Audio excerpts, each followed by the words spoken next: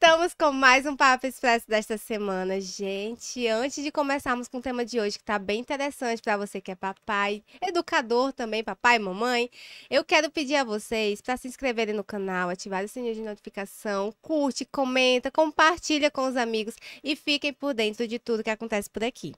Bem, hoje nós vamos falar sobre neuropsicopedagogia. Você sabe o que é? Não sabe? Você vai aprender agora, aqui comigo, junto a Iana Marques, que é neuropsicopedagoga. Seja muito bem-vinda. Obrigada, Lívia. É um prazer estar aqui falando sobre algo que eu amo, neuropsicopedagogia. O prazer é todo meu de receber. E para começar, eu quero saber, antes de você dar o conceito, eu quero conhecer um pouquinho sobre você, e creio que o pessoal de casa também quer saber quem é Iana antes de ser essa profissional de grande excelência e relevância. Eu sou Iana, hoje, atualmente com 32 anos, estou passando por um período de muitas mudanças na minha vida, sabe, Lívia? Ano passado era um ano, vamos dizer assim, foi um ano mais tranquilo e ao mesmo tempo desafiador, com algumas mudanças na minha vida pessoal, né? E tudo é muito atrelado também ao meu trabalho.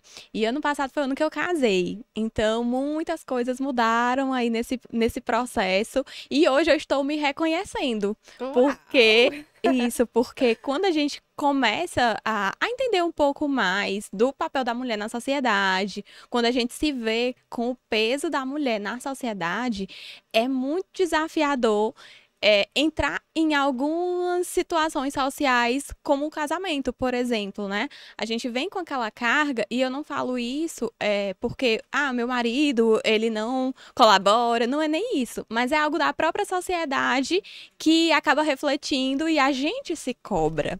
E essa cobrança, ela pesa. Pesa muito. Então, final de ano de 2024 e início de 2025 foi um período que eu comecei a perceber esse peso diminuindo. Comecei a me permitir um pouco a entender que eu tenho diversas funções, mas eu sou primeiramente Iana, mulher, e como eu tenho visto bastante falar, né, de autocuidado, de ter prioridade ali na minha rotina, eu fui trazendo isso para o meu dia a dia. Então, hoje, eu tenho diversos papéis, mas principalmente, prioritariamente, eu tenho olhado mais para mim, para minha saúde, para minha vida pessoal, para uma qualidade de vida e para viver a vida com as pessoas que eu amo. Então, hoje, essa é a Iana. Ai, que legal, Iana, mas você já, no lado profissional, por exemplo, já conhecemos um pouquinho de você como pessoa. Sim. Sempre quis ser neuropsicopedagoga ou tinha um outro sonho e acabou aí no caminho indo para neuropsicopedagogia? Na realidade, eu fui flutuando em diversas áreas. Gostava bastante, por exemplo, da área de moda. Inclusive, foi uma área que foi o meu primeiro vestibular, eu passei para moda, para o curso de moda. E Gente, nada a ver. E quando, de repente, eu me encontrei realmente, até pela influência da minha família, minha mãe é educadora, então há muitos educadores na família, e eu gosto mesmo dessa parte de educação, de modo geral, não necessariamente da educação da sala de aula, mas foi a minha porta de entrada para a neuropsicopedagogia, né? Eu comecei com a pedagogia e foi, assim, um choque de realidade para mim, quando eu comecei ali a teoria, e aí na prática não era bem daquela forma que funcionava. Tem uma diferença, assim, tão grande, tão significativa? Muito grande. Porque a gente tem diversas teorias, diversas pesquisas, é possível fazer isso. Quando a gente vai para a realidade, quando eu fui para o meu primeiro estágio, onde eu não tinha autonomia para fazer o que eu gostaria de fazer, sempre alguém direcionava o que precisava ser feito, eu me sentia muito presa. Eu me sentia muito... realmente, assim, tolhida naquilo que eu sabia que eu podia e que eu tinha o dever de fazer, porque era o direito daquele aluno, mas eu não podia fazer porque outras pessoas estavam ali direcionando aquela situação, vamos dizer assim. E aquilo ali, de certo modo, provoca até um bloqueio, né? Eu creio que bloqueou você, você sentiu aquela sensação de atraso. Na realidade, foi mais assim, eu pensei no primeiro momento, eu vou desistir. Não, Vou jogar pro alto, vou fazer outra coisa. O que eu quis escolhendo Pensa que isso? escolheu errado. Isso. Só que depois eu fui ver que não era só lá que existiam outros locais, que aquela era a realidade que eu estava vivendo naquele momento. Mas que eu tinha um universo de possibilidades para explorar. E eu vi um folheto com o nome Neuropsicopedagogia, que eu não sabia o que era. Gente, não sabia Eu e não foi. sabia o que era, mas eu olhei e disse, isso aqui me interessa, tem alguma coisa que eu tô precisando para minha carreira. Porque existiam várias palavras e elas, vamos dizer assim, os prefixos, os sufixos, traziam muito do que eu atuava, mas que eu não conhecia de fato o que era o todo. Então eu disse, é isso que eu tô precisando. Preciso conhecer um pouco mais, preciso entender um pouco mais. Enfim, Pois já que você pesquisou, agora vai dizer pra gente o que é a neuropsicopedagogia. então, do conceito, partindo da base, né, o conceito é que é uma ciência transdisciplinar, que ela é pautada num tripé entre neurociências, a psicologia cognitiva e a educação. E esse tripé, ele tem como objetivo trazer a reinserção social, escolar, do nosso aprendente, né? Daquela pessoa que está sendo conduzida nesse processo, seja na atuação clínica ou na atuação institucional. E ela é de grande importância também. Exatamente. E aí trazer, esse é o conceito base. Mas quando eu olho em termos menos técnicos, digamos assim, a neuropsicopedagogia é uma ciência que favorece o processo de aprendizagem de crianças que estão com dificuldades nesse processo. Dificuldades de forma variada, não só um transtorno específico de aprendizagem, mas transtornos de neurodesenvolvimento, uma criança que está passando por uma situação desafiadora em casa, no contexto familiar, e aquilo impacta o pedagógico, nós, a neuropsicopedagogia, vamos fazer uma intervenção para identificar o que pode estar impactando, ou que área está ali deficitária, estimular e a criança conseguir partir ali para o seu desenvolvimento tranquilamente, posteriormente. Foi interessante comentar sobre estar além, porque pelo que a gente vê, assim, quem é leigo, mas tem ali um pouco da noção da pedagogia em si, Sim. imagina que é só no ambiente escolar. Ai, Pelo sim. menos eu tenho esse reflexo, que é só para aquela criança ali no seu ambiente escolar. Não imaginava que poderia ser além disso. A gente imagina o déficit de atenção, Sim. hoje em dia a questão dos transtornos, TDAH, hiperatividade. Mas você imagina, meu filho tem dificuldade. Eu vou dizer uma coisa por mim, bem aqui, porque eu fui péssima em matemática. E eu passei por uma situação que eu tinha um acompanhamento com a psicóloga na época da escola. Sim. E eu cheguei ao ponto de ir para uma psicopedagoga por conta da reprovação nessa disciplina. Sim. Então, eu acho que talvez o reflexo veio o conceito para mim devido a isso. Então, assim, tem dificuldade na área tal, mas nunca soube o conceito do neuro em si, né? Mas Sim. teve um acompanhamento naquele tempo e tudo mais. E a gente imagina só dificuldade escolar. Então, o meu caso foi a dificuldade em uma única disciplina na escola. Mas ele vai além disso, vai no âmbito familiar, né? Sim. Até Interessante porque saber. não consigo trabalhar com uma criança ou com um adolescente sem considerar ele todo, ele por completo. Eu não tenho como isolar a parte pedagógica. Então, muitas vezes, o contexto social, o emocional, a socialização, a forma que ele está socializando naquele momento, vão impactar o processo pedagógico. Ou vice-versa. Por exemplo, essa situação que você vivenciou, com certeza foi desafiadora. E talvez você tenha, em alguns momentos, por exemplo, se questionado: será se realmente eu não consigo? Ou questionado ali outras situações. Por que os meus amigos, que é uma fala que eu escuto muito deles, por que os meus amigos não precisam vir aqui para Tiaiana? E meus eu 12 preciso. anos.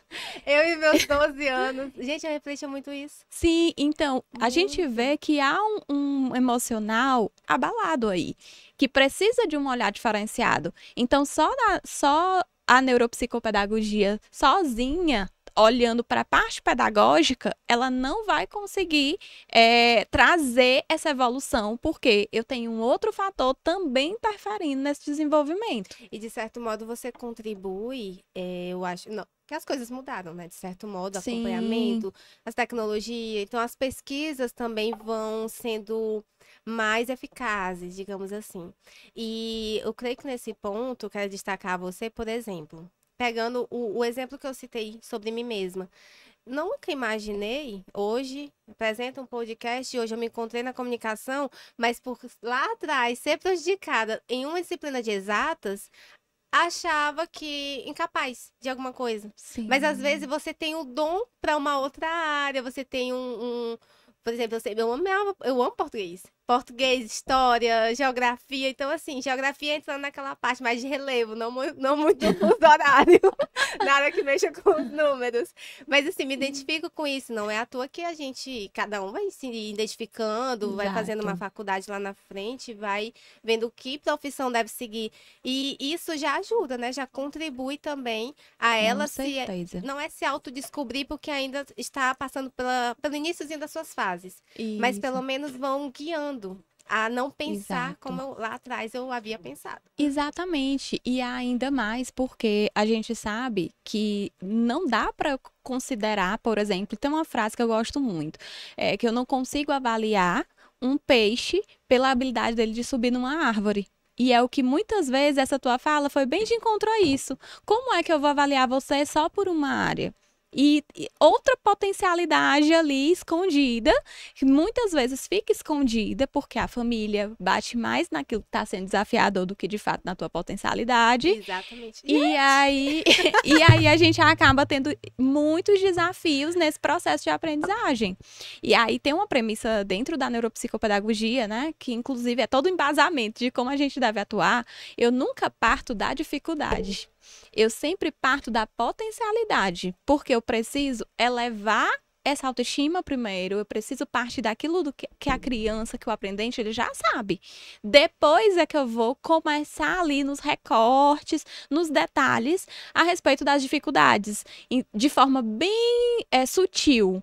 Isso vai acontecendo. Eu não vou chegar e só trabalhar aquilo que é desafiador. Eu tenho que começar, porque todo mundo tem sim um aspecto positivo e tem um aspecto que vai ter alguma dificuldade. É natural. Não tem a pessoa que vai ser boa em tudo perfeitamente em todas essas áreas. Então, é comum que isso aconteça e se eu não olho direitinho para essas potencialidades também, eu não consigo desenvolver e meu trabalho não gera uma transformação. Eu nem preciso perguntar qual a importância, porque ela acabou de responder. Olha o tanto de Sim, dicas, de certo modo, de orientações, na verdade, que você isso. passou, da importância de tudo isso. E com a sutileza, né? Porque criança é, tem aquela questão do não. Se você diz o não, aí que ele vai ficar mais curioso, com Sim. mais vontade de saber o que é. Então você já tem uma forma, um jeitinho de aproximar, mas também com esse jeito meigo, mulher. Ai, gente. Como é que não encanta, né, Tiana? É. Mas assim, Ana, quando você recebe no seu consultório, você comentou que é tanto para criança como para adolescente. Sim, Quais são os sinais que você mais recebe, mais percebe, né? Porém, sim. que você recebe dos pais de alguma, eu não sei se a palavra correta seria reclamação, mas esse Sim. cuidado, sabe? Quais são mais comuns? Pronto. Primeiramente, quando eu falo de neuropsicopedagogia, no caso é o meu recorte etário aí.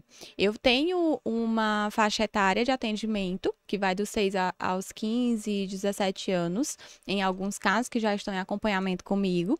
Porém, nós atuamos na fase adulta, na fase de idosos, também com essa mesma estimulação. Só que aí as demandas são diferentes.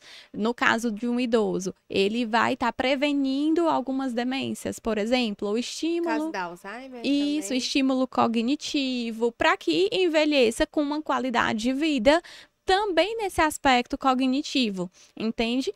Dentro do consultório hoje, a minha maior demanda tem sido os grandes desafios de leitura e de escrita. Hoje é uma das minhas grandes demandas. E isso é muito sazonal. Então, é muito reflexo ainda da pandemia, mas em um outro momento eu tive muitas demandas, por exemplo, das funções executivas, relacionadas ao TDAH. Então, depende muito de como o cenário educacional se encontra naquele momento, sabe? Mas hoje essa é a demanda mais frequente. É interessante saber isso. Inclusive, você destaca essa questão da idade, da terceira idade, né? Também. Sim, Então, não sabia. Eu até, ó, corrigindo minha fala, não é somente criança e adolescente, ela também faz esse sim. acompanhamento. Tem algum acompanhamento para jovens e adolescentes? Jovens adultos, adolescentes. Isso, existem profissionais que se especializam sim, inclusive a gente tem aqui em Teresina, profissionais que atendem adultos, que atendem idosos, que fazem vários programas bem interativos, bem interessantes É para uma terapia na prática, mais ou menos, como se fosse isso, né? isso. No caso, são intervenções. A gente inicia por um processo avaliativo, então eu faço uma avaliação, um mapeamento das habilidades daquela pessoa. Então eu entendo ali como funciona a linguagem, como que funciona a leitura, a compreensão e a interpretação leitora, raciocínio lógico-matemático, atenção, planejamento, flexibilidade cognitiva. Para tudo isso, a gente utiliza testes padronizados. Então, são testes onde a gente mensura. Eu realmente tenho dados, números que vão comprovar que aquela criança, aquele adolescente, ele tem algum déficit ou não. Ele está dentro da média ou acima da média. A gente também faz atendimento à superdotação em altas habilidades, por exemplo, que precisam de uma adequação de currículo. Enfim, depois dessa etapa é que parte para o tratamento. Gente, Isso é a avaliação, então, processo. é um processo. A intervenção, que é o que a gente chama do tratamento, são os protocolos que são treinos utilizados a depender da demanda. E tudo é personalizado. Não existe nenhum PTI, que é o plano terapêutico individualizado, igual. Todos são diferentes, porque eu estou lidando com pessoas diferentes, que têm as suas especificidades, embora estando no mesmo, enquadrado no mesmo transtorno, por exemplo. Não existe um protocolo para TDAH. Existe um protocolo para o meu aprendente especificamente. Olha, eu tô gostando desse assunto porque é novo, inclusive pra mim. Eu acho que o pessoal de casa também que tá nos acompanhando também é novo. Então é sempre bom, gente. Eu sou bem eclética, assim, no sentido do quadro, porque é um papo, assim, leve, descontraído. E a gente vai aprendendo aqui, Sim. né? Contando um exemplo que já aconteceu comigo, sabendo um pouco da história da Iana, a gente também vai aprendendo. Então fica de conhecimento a vocês, apesar que a gente quer levar essa descontração, mas com conhecimento a mais. E se você não sabia o que era, vai estar. A gente não só sabe uma notícia, uma informação aqui, a gente está aprendendo, nós estamos aprendendo juntos. Agora eu quero saber sobre dificuldades, assim, em relação até mercado. Você percebe essa Sim. dificuldade também? Eu percebo a dificuldade e é importantíssimo estar aqui, por exemplo, das pessoas compreenderem a necessidade. Então, é o último, acho que, profissional que buscam na hora de um momento de que a criança está com alguma dificuldade. Realmente vem uma demanda muito maior da escola, a indicação das escolas, a indicação de muitos médicos, pediatras, mas há um desafio para as famílias que não são da área da educação ou da saúde perceberem essa necessidade quando o filho está passando por determinados sinais, está demonstrando determinados sinais. Então, esse é um grande desafio. E entender que é um processo, que vai demandar tempo, que não vai ser do dia para a noite e que os treinos eles realmente vão demorar um pouco para a gente começar a ver esses resultados acontecendo. E geralmente esse desafio acontece porque qual o período que eu mais tenho demanda? Novembro. Por quê? O ano letivo está encerrando, a criança está quase ali na iminência da reprovação, ou tá com muitas notas baixas, e aí vamos para a Cheiana, que a Cheiana vai resolver. Só que eu não consigo, em pouco tempo, ter esse resultado. Tem um ano inteirinho. Exato, preciso de muito mais tempo, mas quando procura nessa época, no ano seguinte, a gente evita passar por toda essa situação no ano seguinte. Mas é um grande desafio essa percepção de que não é do dia para a noite, que demanda muito estudo realmente. Cada caso é estudado de forma individualizada. Não é só preparar o plano, é aplicar o plano, ver o que funcionou, ver o que não funcionou, conversar com a escola, conversar com os médicos, com a equipe multiprofissional, orientar a família, orientar todos que estão em volta desse processo para a gente conseguir a evolução. E eu preciso de todo mundo engajado. Com certeza. Engajado e alinhado. Você, tem algum exemplo de prática que você aplica dentro do consultório? Em qual sentido, assim, dos Por próprios... exemplo, no caso da criança, são brinquedos, são como se fosse uma prática de uma fonoaudióloga, um exemplo aqui, né? Tem aquele trava-língua, dificuldade, ela vai lá, dá Sim. um truquezinho ali, com relação à caneta, ou colocar a língua pra cima e tentar fazer movimentos. No caso de vocês, tem essa dinâmica com brinquedos, com livros, ou tem algo a mais de diferencial? Isso, varia muito porque vai depender muito do caso. Mas digamos que eu tenho um caso de uma criança que tem déficit de funções cognitivas, mais especificamente funções executivas, que são as funções de planejamento, controle de impulsos, de flexibilidade cognitiva. Então eu tenho treinos específicos, que são treinos realmente onde ela vai repetir comigo, vai fazer em casa com a família, mas também a gente associa muito a jogos, ao lúdico. Porque o lúdico, ele favorece e traz a diversão para esse momento, Sim. porque é desafiador. E para eu conseguir, é mais fácil eu conseguir com a colaboração da família com o lúdico do que de fato estudar, entender cada um daqueles treinos, que foi o formato que eu fiz para conseguir aplicar, mas o lúdico consegue complementar e fazer com que essas vias neurais, porque todo esse trabalho de estimulação, Lívia, ele realmente muda os caminhos das conexões sinápticas. Há uma mudança realmente ali no cérebro.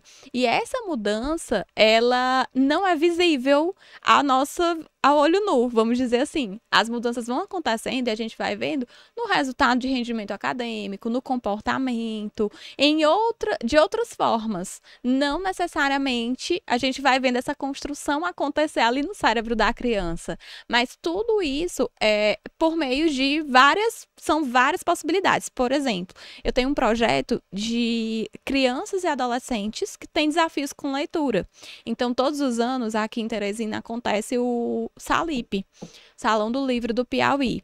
E todos os anos eu levo essas crianças que elas são ali, vamos dizer assim, convidadas, sempre com o suporte da família, com a autorização da família, eu levo elas para a gente ter esse momento, essas vivências mesmo.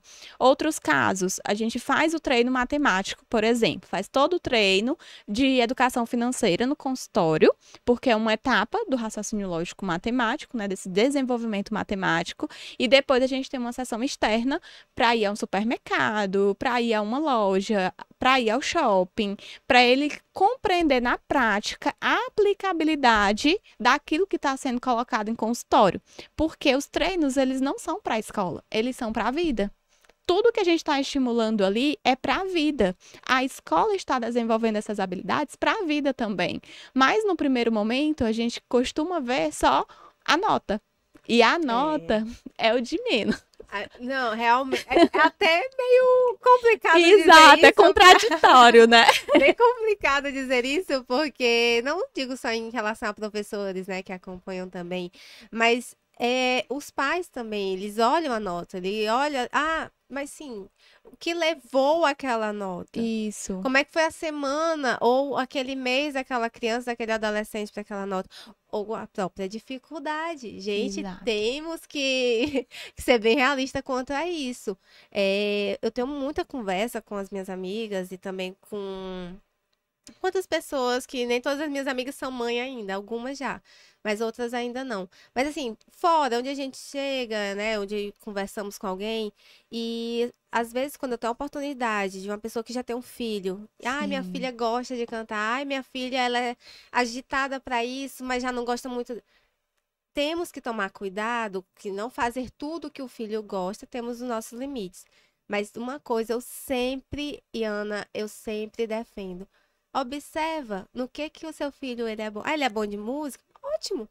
Mesmo que não tenha as condições, nem todo mundo tem essas condições, mas em casa estimula. Estimula, assim, sim, com brinquedos voltado para esse lado mais musical, um microfonezinho de brinquedo, alguma coisa exato. que vai além, porque é importante saber português, a matemática, é importante, é essencial, como você falou, é para a vida, mas por trás da disciplina, por trás daquela nota, Sim, existem estímulos. Então a criança ela tem que ser estimulada para uma atividade física. Ela se exato. conecta mais com natação do que com corrida. Ela brinca mais de bambolê. Não sei nem se hoje as crianças brincam de bambolê, mas o bambolê leva para onde? Para uma dança. E aí, para Sim. uma ginástica. Então, assim, são coisas que eu defendo muito. E eu não digo como mãe, porque ainda não sou mãe, mas eu digo como a criança que eu fui.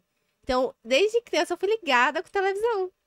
Eu não que. Ah, gente, negócio do não sabia nem fazer aquele rumo do jornalismo, eu não sabia qual era o. Mas alguma coisa na televisão sempre me atraiu. Sim. Mas tem as questões, né, da época, né? A minha mãe sempre me estimulou em apresentação escolar e eu amava. E mesmo nervosa, podem não acreditar, mas até meio tímida, eu arriscava. Então, assim, mas de certo modo, ela foi apoiando isso. Até hoje, chegar onde estou chegando e tudo. Então, assim, trabalhar por cima. E eu percebo na sua fala que você defende isso. Você e estimula os pais, né? Orienta os pais, porque o Exato. professor ele está ali para educar na disciplina. Seguir regras, limites, atrasos, acho que até isso, para não se atrasar, né? Não sei, acho que até isso conta. Mas, pelo visto, o seu profissionalismo, ele também traz esse lado mais empático, voltado para a criança se desenvolver como pessoa e com o seu Exato. potencial, né? Com o seu potencial. Exatamente, exatamente. Sua fala foi perfeita, Lívia. E eu ainda acrescento mais. Muitas vezes eu vejo isso acontece com a frequência que você nem imagina. As orientações que eu faço, quando eu digo, eu tenho que orientar os pais, muitas vezes fica, nossa, lá vem, eu tenho que fazer várias coisas. E às vezes é uma palavra de incentivo que aquela criança não tem. E é Uma tão palavra de dinâmico, né? incentivo, que é algo simples, que você não vai precisar desembolsar nenhum valor financeiro. Muitas vezes é Sim. tempo, ter um tempo de qualidade com o filho. Então, são São, de certa forma, situações, são obstáculos. isso, que são desafios de ser visualizado ali aquela criança de modo integral. E aí fica reduzido ao desempenho escolar, o que não é ela por completo. E já parou para pensar aquele breve tempo que não é perca de tempo, gente, uma brincadeira dinâmica, é ser Sim, dinâmico. É complicado, porque chega do trabalho, tá cansado. sim, Nós estamos aqui falando também pensando nos pais, com né? Pensando certeza. nos pais. Mas assim, quando você tira esse momento, ele de certo modo gasta uma energia, ele vai se concentrar mais até nos estudos, eu acredito. E o desempenho é outro. Quando eu tenho essa conexão familiar, essa base familiar muito bem definida, muito bem conectada, o resultado ele vem muito mais rápido. Muito mais rápido do que aquela que eu ainda vou organizar essa base familiar. Justamente pela conexão, e eu estou trabalhando com figuras de referência. O pai e a mãe são as figuras máximas, ou o responsável é a figura máxima de referência para aquela criança. Então, tudo que vem dele é quase que é, algo muito forte. É quase que não é uma regra para a criança, muitas vezes é uma regra. E o que ele falar tem a maior validade. Então a gente precisa aproveitar isso e usar como uma ferramenta positiva, porque se eu utilizo isso de uma forma errada, ou se eu só utilizo essa minha autoridade para apontar erros, para apontar as dificuldades, para não valorizar esse processo ou esse desenvolvimento, a criança também vai ter reflexos nisso para a vida inteira. Com certeza. E mercado de trabalho, hoje é criança, mas amanhã já será um adulto, aí já. Um adulto não, um jovem, né? Formados, porque a vida vai Sim. além, depois da faculdade, gente, depois da escola, da faculdade, aí é que a gente vai ver o que é a Aí é que realidade. começa. E é sempre bom começar da agora a estar preparado a isso. Então, profissionais como Sim, você é essencial nessa construção. sim, Porque vai ter uma visão mais abrangente, não só da realidade no mercado, mas da vida como um todo, né? Em se tornar um adulto, eu não vou chegar e dizer maduro em si, mas mais seguro. Eu acho que hoje, ao invés da gente usar tanto questão da maturidade, eu gosto de falar sobre a segurança. Porque a maturidade, em alguns momentos, sim, é necessária a nossa seriedade, é necessário, mas é sempre bom ter aquele gostinho de criança, aquele jeitinho mais. sim. Como é que eu posso dizer, gente? Isso é claro que a gente comenta mais no nosso ciclo de amizade, né? Também, pessoas mais próximas, mais íntimas. Mas, assim, é sempre bom ter aquele pouco. Porque uma criança uma das. A infância é uma das fases tão mais pura e é tão legal você ser receptivo. Porque bem, observa como uma criança ela é mais receptiva, ela é mais meiga, mais carismática. E até quando ela é serelepe, ela contagia. Então é sempre bom a gente ter um pouquinho de uma criança dentro da gente. Sim, é sempre É importante, sempre porque é uma legal. conexão. É uma conexão. No consultório, por exemplo, quando eu falo, a gente vai brincar muito, ele já, tia, a gente vai brincar? Porque, e hoje a gente olha para a agenda das crianças, Lívia, isso é muito importante, a gente olha para a agenda, é uma agenda tão preenchida quanto a nossa. Sim. Lotada de atividades que às vezes eles falam, tia, eu queria só brincar. Eu, tá, hoje a sessão é só brincadeira, a gente vai só brincar. E isso é uma conexão que não tem preço. As sessões externas, por exemplo, eu tenho conexão com a criança e aí tem muita questão até que vai de encontro aos profissionais que estão iniciando, né? A gente tem uma etapa do atendimento que é o vínculo terapêutico. E que muitas vezes os profissionais esquecem que esse vínculo é de manutenção. Então, se eu não vou todos os dias ali colhendo um pouquinho, é a mesma coisa com a família. Isso vai acontecendo nos vínculos familiares, no vínculo da escola, com o professor, com os colegas. Eu não vou ter esse momento que deve ser prazeroso, de interações sociais prazerosas e de um desenvolvimento pleno.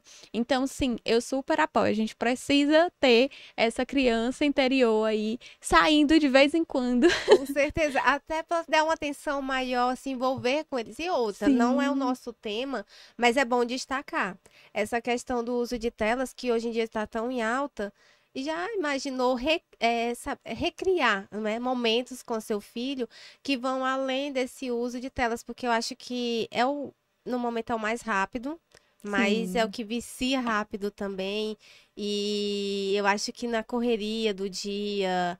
Para muitos pais é a solução, entre aspas, né? A solução, de Isso. certo modo. E a gente vê os prejuízos já estão aí, já vem Tem tendo muitos casos, conhecimento Iana, né, por conta praticamente. do uso da tela, assim, desde novo? E praticamente todos os casos que eu atendo hoje são crianças que já chegaram na era da tecnologia, na era da internet, do celular, do smartphone, e que eles já têm acesso, que eles já têm o próprio smartphone, ou já têm o tablet, ou acessam o YouTube, ou seja, ele tem o mundo ali disponíveis para ele, e que hoje eu vejo já as famílias bem mais conscientes com relação a isso. Porém, nem sempre é a solução. Muitas vezes a gente acha, e vez ou outra vai ser preciso, porque, enfim, o pai precisa trabalhar, a mãe precisa fazer alguma coisa em casa, não tem outra opção, não tem outra solução. E não é nem sobre isso, é sobre momentos em que tá todo mundo em casa, mas cada um no seu celular. Ou cada um em uma tela, sem interagir ali presencialmente. Então, esses são os grandes desafios que eu tenho tido em consultório, mas que é mais pela falta de conhecimento e pela não percepção mesmo dos prejuízos. Mas hoje no CID, por exemplo, DSM, que são manuais que trazem os diagnósticos, eles já estão incluindo a dependência ao celular, o uso excessivo. A gente já sabe que muitos estudos têm trazido os desafios com memória, com a atenção, causam prejuízos nessas habilidades, e se eu tenho prejuízo em atenção e em memória, eu vou ter prejuízo no processo de aprendizagem também. Então, muitos dos casos vem atrelado a mais esse desafio, que é a tela, e que a gente vai tentando não combater, que inclusive eu utilizo muitos recursos, mas de forma positiva. Então, é o redirecionamento, porque eles já nasceram nessa era. E então não temos como privar disso, mas direcionar para que seja utilizado de uma forma consciente, de uma forma supervisionada Estratégica. e estratégica para os momentos realmente necessários e não ficar ali como. Estagnado. Exato, o tempo inteiro sendo utilizado como se não houvessem outras possibilidades. Gente, e pegando agora essa fala da Iana, ela vai passar dicas para você que é pai, mãe, também os profissionais, acho que os educadores, de certo modo, sempre vão ter um complemento a mais, né, de conhecimento, de pesquisa. Então, quais seriam as dicas que você pode passar, assim como tarefinha de casa, para quem não acompanha? Seriam dicas para os pais? Eu É melhor que seja para os pais, voltado Pronto, exatamente para os mas pais, porque isso, a rotina em específico. casa, por exemplo, final de semana, né? Final de semana Pronto. está chegando, então já fica algumas dicas aí para vocês começarem a executar. Pronto. Primeiro, seria analisar como é a rotina de vocês hoje. Porque dentro dessa rotina, muitas vezes a gente consegue visualizar espaços, tempos, momentos ali que poderiam ser utilizados de outra forma. Então, seleciona esses momentos e coloca ali mesmo na agenda, coloca ali na geladeira, que vai fazer com os filhos uma atividade diferente. Pode ser um jogo, pode ser um momento de conversa, de contar sobre o dia, mas evoluir esse vínculo, fazer a manutenção do vínculo e desenvolver um maior interesse sobre essas atividades. Um outro ponto importantíssimo é a supervisão do uso de telas. A gente mencionou aqui. Hoje a gente tem aí um arsenal de possibilidades de acessos e muitas vezes as crianças e os adolescentes não conseguem ter maturidade para selecionar o tipo de conteúdos que eles vão acessar. E um acesso constante a conteúdos inadequados podem gerar situações muito ruins e prejudiciais no futuro ou até mesmo a curto prazo. Então, fiquem sempre supervisionando, procurem aplicativos de controle de pais, para você saber o que seu filho faz, o que ele está acessando. E aproveitem muito o final de semana, os momentos que vocês vão ter livre para fazer atividades, sejam ao ar livre, ou seja mesmo em casa, ali à noite, coloca aquela cabaninha, faz um piquenique dentro de casa mesmo, na cabaninha. O que importa é que ser divertido e ser real, estar ali presente de forma real. Ai, que bacana, Iana. E, gente, eu faço uma pausa breve aqui, porque vocês ficam observando aí no nosso telão, todas essas logos que estão passando são exatamente apoiadores aqui do Papo Expresso, que eu agradeço muito, eles sabem disso, e vocês que me acompanham também nas redes sociais, sempre estou divulgando os produtos por lá, mas também quero deixar um destaque aqui por mais uma participação da Fitland, que também mandou mais um super coffee para minha convidada, e também os agranéis. Estamos aqui com nosso biscoitinho, flocos de arroz, sabe? É uma delícia. Esse é uma delícia. Lá vocês encontram variedade de produtos. E, claro, que a Defit. A Defit, ela mandou mais uma vez um potinho desses de salada de fruta, que ele sempre vem com algumas granolas, mel, né? Então, assim, para estar complementando aqui.